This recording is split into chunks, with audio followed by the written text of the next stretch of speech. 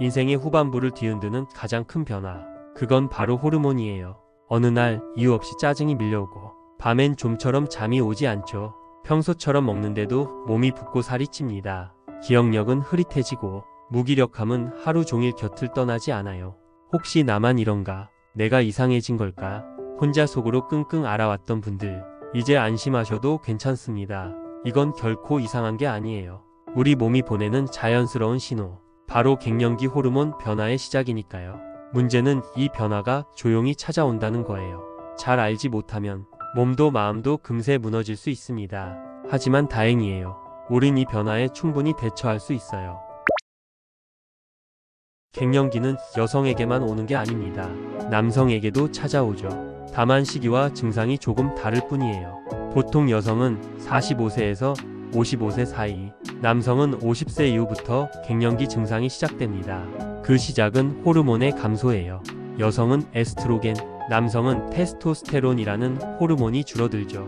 에스트로겐은 단순히 생식 기능에만 관여하지 않아요. 뼈 건강, 심혈관 기능, 기분, 기억력까지 영향을 줍니다.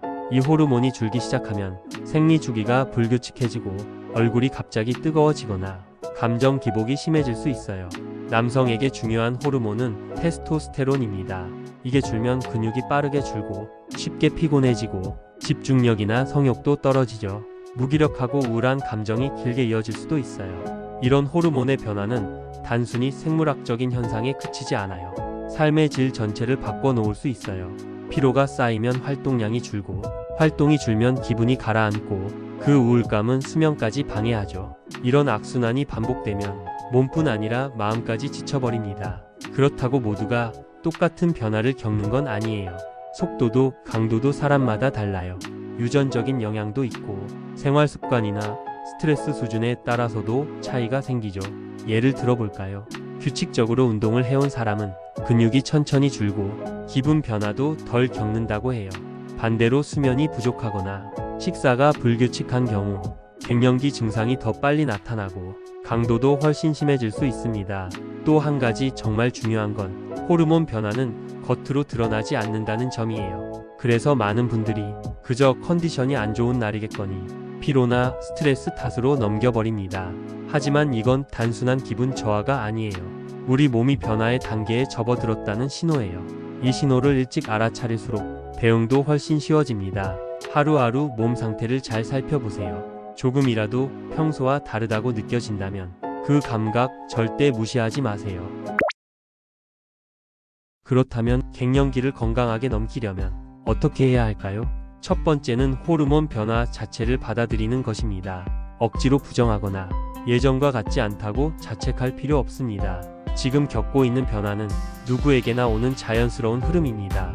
이 시기를 고통이 아니라 전환의 시기로 받아들이는 순간 마음부터 훨씬 편안해집니다. 두 번째는 생활 습관을 점검하는 일이에요. 하루 30분 걷기, 가벼운 스트레칭, 이런 작은 움직임만으로도 기분이 달라지고 피로가 줄어듭니다. 특히 근력 운동은 호르몬 밸런스를 유지하는 데 큰 도움이 돼요. 테스토스테론 분비를 자극하고 근육 감소를 막아주니까요. 세 번째는 식습관을 다듬는 것입니다. 자극적인 음식은 줄이고 제철 채소, 해조류, 생선, 발효식품처럼 자연 그대로의 식재료를 자주 드시는 게 좋아요. 특히 칼슘과 비타민 D, 이건 반드시 신경 써야 해요. 뼈 건강과 기분 안정에 모두 관여합니다. 네 번째는 수면입니다. 호르몬은 밤사이 재조정되기 때문에 수면의 질이 갱년기 증상에 직접적으로 영향을 줍니다. 하루 7시간 이상 규칙적인 수면 리듬을 만드는 것이 중요합니다. 혹시 자주 깨거나 잠이 잘 오지 않는다면 잠들기 전 스마트폰 대신 독서, 따뜻한 물로 조격이나 반신욕, 은은한 조명이나 잔잔한 음악도 도움이 됩니다. 다섯 번째는 정서적인 연결입니다. 사람들과의 대화, 가벼운 취미 활동, 이런 것들이 우울감이나 무기력감을 줄이는데 효과적이에요.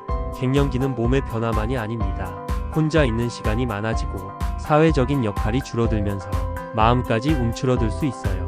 이럴 때일수록 나를 지지해주는 사람들과 연결되어 있는 감각, 이게 생각보다 큰 힘이 됩니다. 그리고 꼭 기억해 주세요. 필요하다면 전문가의 도움을 받는 것도 괜찮습니다. 산부인과나 내분비내과에서 호르몬 수치를 검사하고 필요한 경우 보충 치료를 받을 수도 있어요. 요즘은 호르몬 대체 요법이나 한방치료, 영양 처방 등 다양한 방법들이 있으니 무조건 참거나 혼자 견디지 않으셔도 됩니다. 중요한 건 몸이 보내는 신호에 귀 기울이고 그 신호를 무시하지 않는 태도입니다. 갱년기는 피할 수 없는 과정이지만 그 흐름을 어떻게 탈 것인지는 각자의 선택에 달려 있습니다. 이 시기를 지나며 많은 분들이 삶의 방향을 다시 돌아보게 돼요. 몸이 말해주거든요. 이제는 조금 쉬어가도 괜찮다. 이제는 나를 더 챙겨야 할 시간이다. 그래서 이 시기를 두 번째 성장의 시간이라고도 합니다. 청춘이 끝난 게 아니라 또 다른 형태의 삶이 시작되는 시점인 거죠. 중요한 건 이 시기를 혼자 넘기지 않는 거예요. 몸과 마음의 변화가 찾아오면 그걸 말할 수 있는 사람, 들어줄 수 있는 사람이 있다는 것, 그게 정말 큰 힘이 됩니다. 가족에게도 친구에게도 조심스럽게 내 마음을 털어놓는 연습이 필요해요. 그리고 상대방의 변화도 이해하고 받아들이려는 태도 역시 중요하죠. 남편과 아내가 서로의 변화를 알아차리고 말없이 배려해주는 것, 그 한마디가 약보다 더 깊은 위로가 될 수 있습니다. 자녀와의 거리도 조금씩 달라질 시기입니다. 예전처럼 모든 걸 챙겨줄 수는 없어도 그 자리에 있어주는 것만으로도 큰 안정감을 줄 수 있어요. 무엇보다 이제는 스스로를 가장 소중한 사람으로 대할 때입니다. 바쁘게 달려온 인생, 많은 걸 감내해온 몸과 마음, 이제는 돌봄이 필요할 때입니다. 하루 10분만이라도 나를 위한 시간을 마련해 보세요. 그 시간이 갱년기의 파도를 부드럽게 넘을 수 있는 힘이 되어줍니다. 처음엔 어색하고 별 효과가 없는 것 같아도 꾸준히 이어가다 보면 조금씩 몸이 마음이 달라지는 걸 느낄 수 있을 거예요. 그리고 꼭 기억하세요. 당신은 지금 무언가가 무너지는 중이 아니라 새롭게 다시 세워지는 중입니다. 오늘 이야기 도움이 되셨나요? 이처럼 삶의 전환기에 필요한 정보, 건강하게 나이 드는 방법, 시니어플랜 채널에서 꾸준히 전해드릴게요.